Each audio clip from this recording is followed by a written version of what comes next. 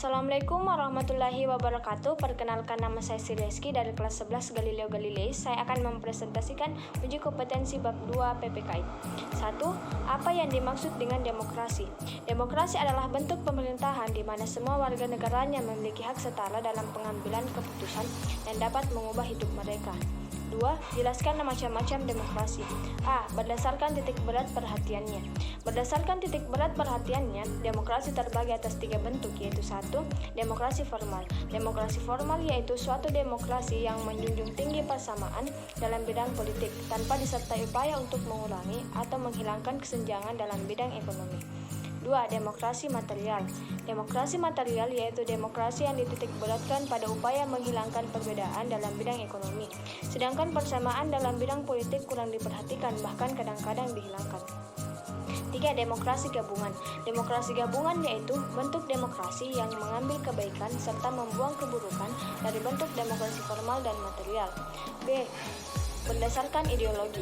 Berdasarkan prinsip ideologi, demokrasi terbagi atas 2, yaitu 1. Demokrasi konstitusional atau demokrasi liberal, yaitu demokrasi yang didasarkan pada kebebasan atau individualisme. Kekuasaan pemerintah dibatasi oleh konstitusi. 2. Demokrasi rakyat atau demokrasi proletar, yaitu demokrasi yang didasarkan pada paham Marxisme komunisme. C. Berdasarkan proses penyaluran kehendak rakyat. Berdasarkan proses penyaluran kehendak rakyat, demokrasi terbagi atas 2, yaitu 1. Demokrasi langsung. Demokrasi langsung yaitu paham demokrasi yang mengikutsertakan setiap warga negaranya dalam permusyawaratan untuk menentukan kebijaksanaan umum negara atau undang-undang secara langsung. 2. Demokrasi tidak langsung yaitu paham demokrasi yang dilaksanakan melalui sistem perwakilan. 3. Jelaskan Sokoguru demokrasi universal. Sokoguru demokrasi universal adalah pilar-pilar yang merupakan fondasi untuk membangun suatu sistem yang demokratis serta menegakkan berdirinya demokrasi. Menurut Alamudi, Sokoguru demokrasi sebagai berikut. A. Kedaulatan rakyat. B. Pemerintahan berdasarkan persetujuan dari yang diperintah. C. Kekuasaan mayoritas. D. Hak-hak minoritas. E. Jaminan hak-hak asasi manusia. F. Pemilihan yang bebas dan jujur. G. Persamaan di depan hukum. H. Proses hukum yang wajar. I. Pembatasan pemerintahan secara konstitusional. J. Pluralisme sosial, ekonomi, dan politik. K. Nilai-nilai toleransi, pragmatisme, kerjasama, dan mufakat. 4. Jelaskan bahwa nilai demokrasi Pancasila lebih unggul jika dibandingkan dengan demokrasi lainnya. Indonesia menganut sistem demokrasi Pancasila. Demokrasi Pancasila adalah demokrasi yang sesuai dengan kepribadian bangsa Indonesia sehingga sangat cocok diterapkan di Indonesia. Berbeda dengan demokrasi lain, demokrasi Pancasila sangat menghargai kebebasan individu, tetapi kebebasannya bukan berarti tidak terbatas. Kebebasan individu dalam demokrasi Pancasila dibatasi oleh hak-hak orang lain yang harus juga dihargai. Demokrasi Pancasila berdasarkan atas ketuhanan Yang Maha Esa, di mana negara di Indonesia mengakui adanya Tuhan dan memberikan kebebasan kepada penduduknya untuk memeluk agama dan menjalankan ibadah sesuai dengan agama dan kepercayaan yang dianutnya. 5. Buktikan bahwa negara Indonesia adalah negara demokratis, baik secara normatif maupun empirik. A. Bukti normatif. Bukti normatif adalah bukti yang merupakan doktrin tertulis yang berhubungan dengan data-data. Indonesia merupakan negara demokratis. Hal ini telah dibuktikan secara normatif, yaitu pada 1. Pembukaan UUD 1945 alinea keempat. 2. Undang-Undang Dasar 1945 Pasal 1 Ayat 1.